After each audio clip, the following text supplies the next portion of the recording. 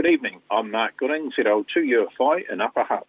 And I'm Debbie Morgan, ZL2DL in Upper Hutt. And I'm Stephen McNeill, ZL4HG from Christchurch. And I'm Jim Meachin, ZL2BHF in Nelson. And together we bring you the NZART official broadcast for December 2021. Good evening everyone, and welcome to the December official broadcast.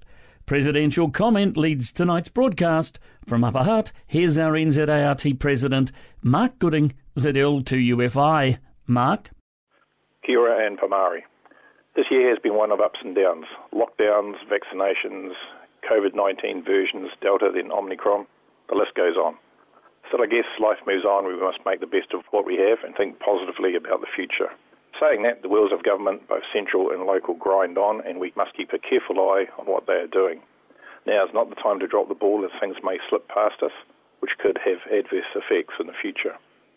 If your local council plan is under review, then keep watching them, and if you need support, contact NZART for assistance and advice.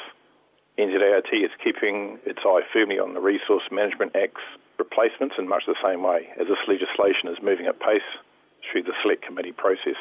Again, contact NZART if you have any news or concerns as we go into 2022. Moving on, I expect that you are now thinking of what 2022 has in hold for us, hopefully better than 2021.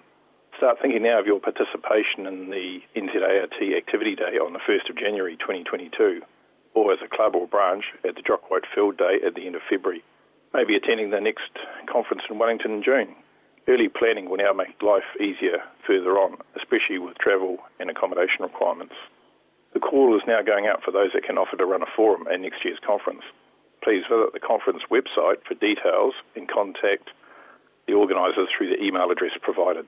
Remember, to make the conference a success, we need your support in attending and also, if possible, in providing a forum session as a presenter.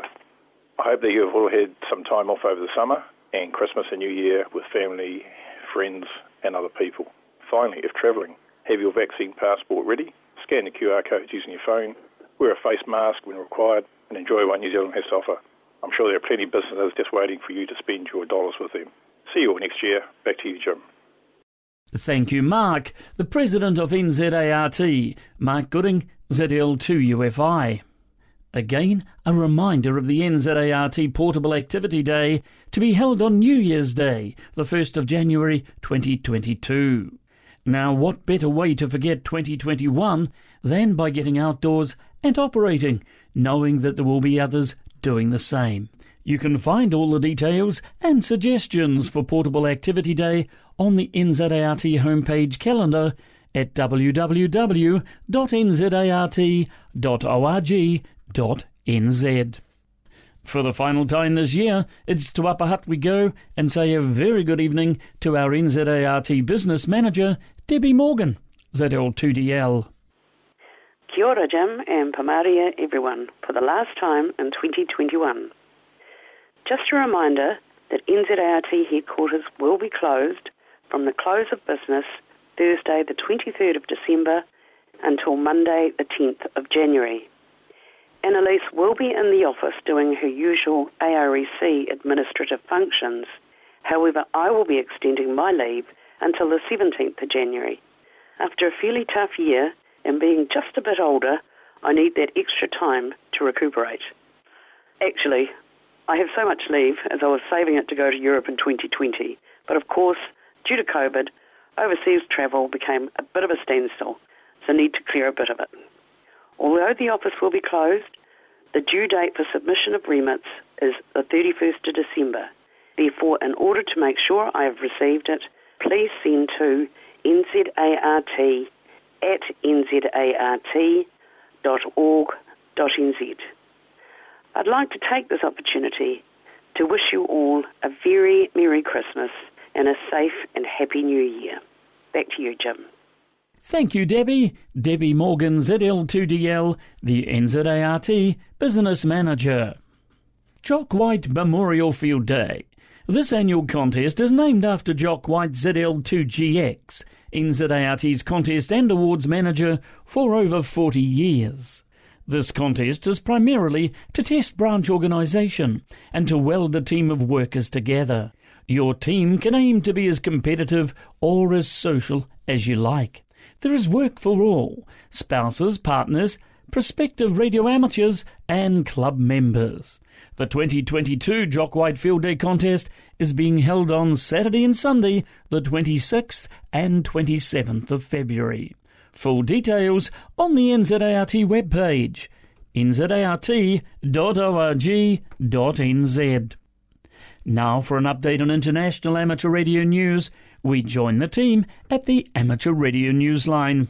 We begin this week with deadly tornadoes that devastated homes and lives recently in Kentucky and nearby states. Randy Sly, W4XJ, shares those developments. Skywarn nets were activated across much of the central United States from Friday evening into early Saturday, December 10th and 11th, as a tornado outbreak of unprecedented proportion tore through Arkansas, Illinois, Indiana, Kentucky, Mississippi, Missouri, Ohio, and Tennessee.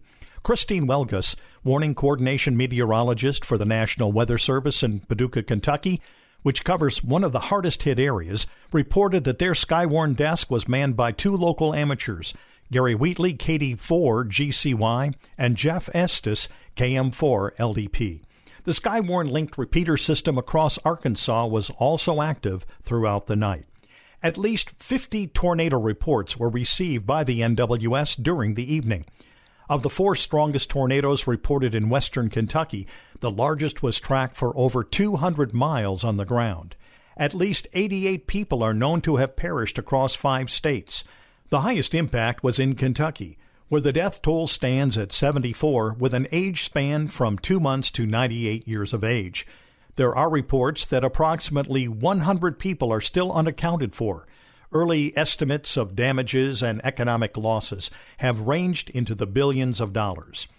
ARES and other amateur emergency resources across the area are still ready to go should additional communication support be needed. For Amateur Radio Newsline, I'm Randy Sly, W4XJ.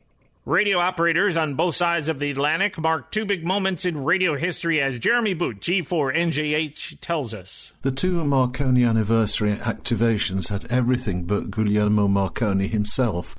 Members of the Marconi Radio Club of Newfoundland and the Poldhu Amateur Radio Club in Cornwall, England, paid tribute to Marconi's first experimental radio transmission across the Atlantic. The Newfoundland amateurs contacted the Poldhu radio operators, marking the 12th of December 1901, the day Marconi first heard a transatlantic transmission, Morse code for the letter S, sent from Cornwall to Cabot Tower in Canada.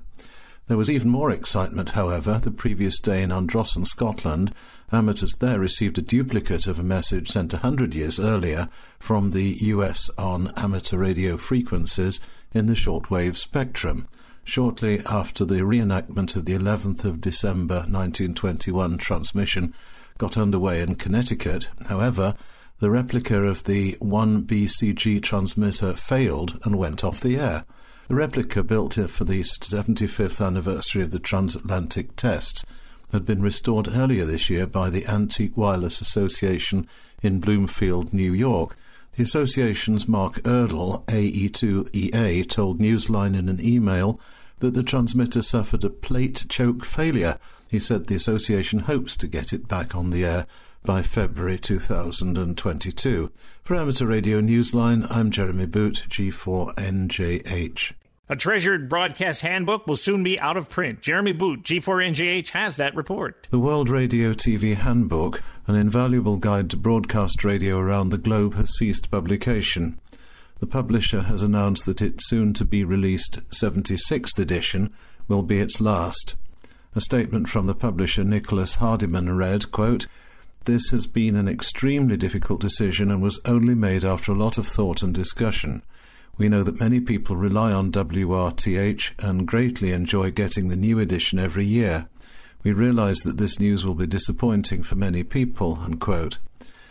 The directory, with more than 600 pages of listings and maps, was valued as a comprehensive compendium of medium wave, shortwave and FM broadcasts, and included a section on clandestine broadcasters. Based in the UK but providing global coverage, it has long been considered a reliable guide for DXers and devoted radio listeners. For Amateur Radio Newsline, I'm Jeremy Boot, G4NJH. For now, with Karen Eve Murray, KD2 GUT at the news desk in New York, and our news team worldwide, I'm Stephen Kinford, N8WB in Wadsworth, Ohio, saying 73, and as always, we thank you for listening. Amateur Radio Newsline is copyright 2021, all rights reserved. And as always, we say thank you to Newsline for the use of their copyright material. Joining us tonight with WARO News, it's welcome to Rosemary, ZL1RO. Thanks, Jim, and good evening, everyone. And season's greetings from the WARO YL group. It's been lovely to have some new YLs check into our nets during lockdowns, and we hope that YLs who are travelling during the holidays will check into a net or put out a call as they journey through our beautiful countryside. Congratulations to Nari ZL2UJT, who was the top scoring ZLYL in the recent Lara contest, and to Heather ZL2TYF for being awarded last membership of the Nelson branch of NZART. Our chairperson Topsy hopes to have the next issue of the Bulletin out before Christmas so you can get it away to your adoptees. On behalf of Topsy, our chairperson, and the WARO YL group, we wish you all a very happy Christmas, a prosperous new year, and a safe and healthy holiday season. That's all from WARO YL group tonight, Jim. Good night, everyone. Thank you, Rosemary. Rosemary Boshier, ZL1RO, reporting for WARO. The VK's Roshull VHF UHF contest is taking place in January 2022. Here's Trent, VK4TS, with the details. The Roshull contest is open to all amateurs worldwide and is a VHF and up contest with a distance-based scoring methodology. This year there have been a couple of minor changes to the rules, and they are the inclusion of CW as a separate mode, the inclusion of an overall championship category, and the inclusion of multi-operator stations. The Roshull could be won from anywhere, however a quick look over the past winners shows all mainland states have had a winner, as well as ZL3, but surprisingly no VK7s or VK8s. Crank up the gear and strap yourself in for a VHF DX fun during January. We hope to hear as many calls as possible. And that information from Trent, VK4TS. Finally, in tonight's official broadcast lineup, it's branch news. Here's Stephen McNeill, ZL4HG. Thanks, Jim, and welcome everyone to the very last roundup from around your branches for this year. Well, there isn't much happening this month, so maybe barbecues and Christmas celebrations have taken over. But there are a few events we need to remind you about. And we start with the Western Suburbs Radio Club, Branch 03 NZART. They have fish and chips in the garden at the club on Wednesday, the 12th of January, starting 6:30 p.m. And the club rooms are, of course, at 300 Great North Road. Wellington Branch 50 has a social group meeting on Tuesday, the 21st of December, starting at 1:30 p.m. at the QTH of George ZL2AG. That's at 14 Vicenta Avenue in Nio. And on Boxing Day, there will be a visit to Wrights Hill Fortress, opening from 10 a.m. Check if it's opening due to COVID conditions, and of course, observe social distancing. Nelson, NZART Branch 26, has a barbecue and picnic at Rabbit Island on Sunday, January the 23rd from 10:30 a.m. onwards, with lunch at 12:30 p.m. Bring a salad or dessert to share, something to eat with, and something to sit on, and also bring your fox hunting gear. Call on the 7025 repeater for help if you get lost. And peeking further into the new year, on March the 18th to the 20th, the branch will have a camping, caravanning and motorhoming weekend at the Paratai Girl Guide Camp in the Lee Valley. And finally, to the South Otago Branch 35 annual picnic, which will be held on Sunday, March the 13th at Naish Park on Charlotte Street, which is in Balclutha, starting from 10 a.m. Bring a chair, drinks and some food. Listen to the 675 repeater for information and directions. And that information was from Gary, ZL4GJW. Well, that's it from me. 2021 has been a very difficult year, so let's hope 2022 sees some improvement. Go have a holiday, make new friends, renew old friendships, climb a hill and try SOTA, build something, but most of all, just have fun. Merry Christmas and have a great start to the new year, Jim.